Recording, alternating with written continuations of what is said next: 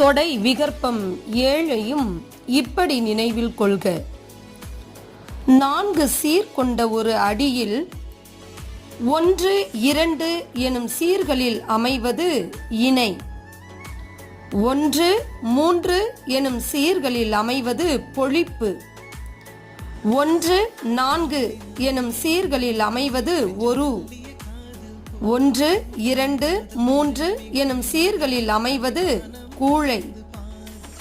1, 3, 4 எனும் சீர்களில் அமைவது மேற்கதுவாய். 1, 2, 4 எனும் சீர்களில் அமைவது கீழ்க்கதுவாய். 1, 2, 3, 4 என 4 சீர்களிலும் அமைவது முற்று. இவ்வாறு 4 சீர்கள் கொண்ட ஓர் அடியில் இடம்பெறும் 7 தொடை விகற்பங்களையும் இப்படி நினைவில் கொள்வோம்.